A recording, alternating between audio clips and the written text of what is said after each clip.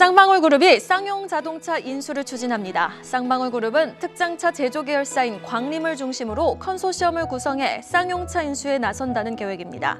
이 소식에 31일 국내 증시 시간외 거래에서 광림의 주가는 상한가를 기록했습니다. 카카오가 사내 독립법인 형태로 운영하던 헬스케어 사업을 별도 법인으로 분리해 사업 역량을 확장합니다.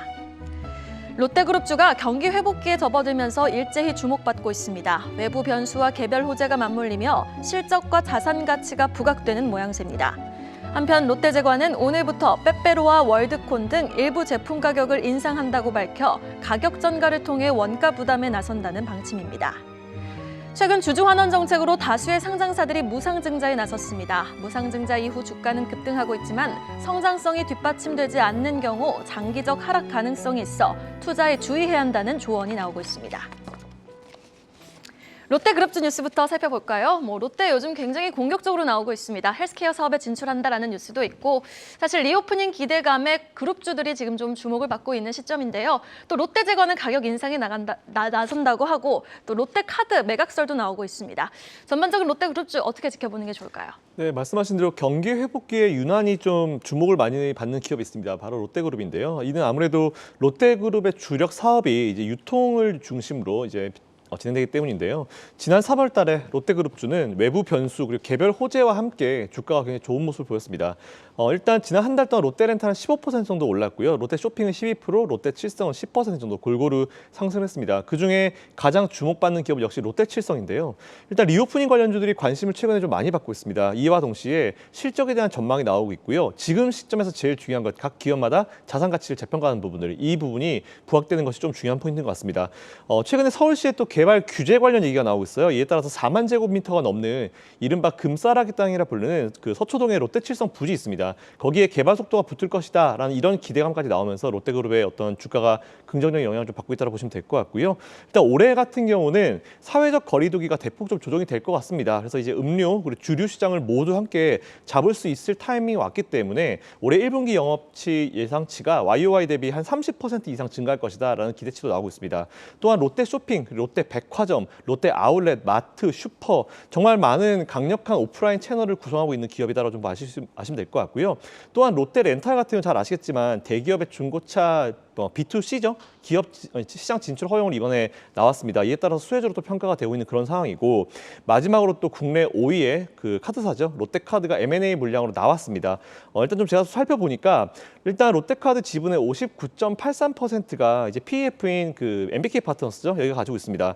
일단 2019년도 제가 알기로는 1조 8천억 정도의 이제 인수를 한 걸로 알고 있는데 이미 지금 지분 가치가 3조 원에 육박한 수준이다. 이 정도면 이제 엑시트 충분히 생각할 수 있을 것 같고요. 그리고 KT 같은 경우에는 또 자회사의 어떤 K뱅크죠. 상장 등 금융 분야 확장을 최근에 좀 노리고 있기 때문에 또한 자회사인 BC카드 여기와 또 시너지 효과도 충분히 노려볼 수 있는 상황입니다. 그리고 우리은행도 최근에 롯데카드 지분 20%를 보유하고 있었는데 합병 시에는 우리카드와 함께 점유율 자체가 2위로 올라가게 됩니다. 그렇기 때문에 우리카드나 KT나 많은 기업들이 롯데카드의 매각에 대해 관심을 가지고 있다는 부분도 좀 좋은 소식인 것 같습니다. 어쨌든 제가 소개해드린 종목들 최근에 컨셉을 보시면 일단 실적 기본으로 깔려 있고요. 그리고 돈이 많은 기업들 그리고 자산 가치를 재평가받을 수 있는 기업들 위주로 소개를 해드리고 있는데 오늘 제가 준비한 롯데그룹주 3개 준비해봤습니다. 첫 번째로 롯데하이마트입니다. 잘 아시겠지만 전자품 판매 온라인 그리고 이제 여러 가지 제품 판매에서 1위를 기록하고 있는 기업이라고 보시면 될 것 같고요. 낙폭과대입니다. 현재 시가총액이 5,800억인데 자본은 1조 8천억입니다. 자산이 아니고 자본입니다. 1조 8천억이고요. 롯데쇼핑 시총이 2조 7천억인데 자본금 12조입니다. 누가 보더라도 정말 대놓고 저평가라는 표현을 쓰고 싶고요. 롯데 정밀화학 마지막으로 준비해봤습니다. 최근에 수소 에너지 관련 얘기 나왔고요. 배터리 소재주죠. 관련 이슈도 좀 나쁘지 않은 것 같습니다. 일단 1분기에 호실적이 전망되고 있으니까 이 세 기업 롯데 하이마트, 롯데 쇼핑 그리고 롯데 정밀화학 관심 가져보시면 좋을 것 같다라는 의견 드리겠습니다. 네, 이어서 바로 무상증자 뉴스도 한번 체크해 보도록 하겠습니다. 무상증자 이슈가 나오면은 주가 반짝 급등은 있지만 장기적으로 봤을 때는 좀 유의하라라는 조언이 있는데요. 자, 좀 주의해서 봐야 될 종목 어떤 종목이 있을까요? 네, 일단 말씀하신 대로 무상증자 제가 어제도 좀 다뤄봤었는데 하나 포인트 좀 잡아드릴 필요가 있을 것 같아서 다시 준비해봤습니다.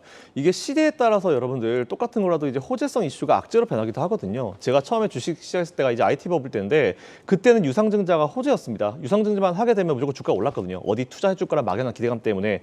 그리고 최근까지도 무상증자가 무조건 호재로 작용했을 때가 있었는데 하지만 지금부터는 아닙니다. 어제도 다뤄들었지만 최근에 무상증자 기업이 좀 증가를 하면서 해당 기업에 관심이 좀 집중되고 있지만 실제 투자에는 주의하라는 의견이 굉장히 많이 나오고 있고 제가 이 말씀을 어제 미처 못 드렸기 때문에 오늘 다시 준비해봤는데요. 일단 실제 발표할 때는 주가가 급등을 합니다. 막연하게 그냥 올라가는 거죠. 무상증자 좋으니까.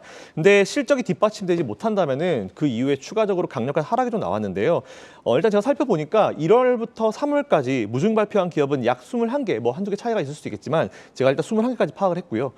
무증은 회계학적으로 이제 기업이 가지고 있는 이익잉여금이라고 있는데 요 이익잉여금 등 계정을 이제 자본으로 넘깁니다. 이에 따라서 이제 신주를 발행하면서 늘어난 신주를 주주들에게 나눠주는 그런 방식인데요. 이렇게 하게 되면 재무 구조가 탄탄하다. 우리 주주들을 뭔가 위한다라는 이미지가 있지만 하지만 실제 이제 좀 오픈해서 보면 좀 다른 게 있는 것 같습니다.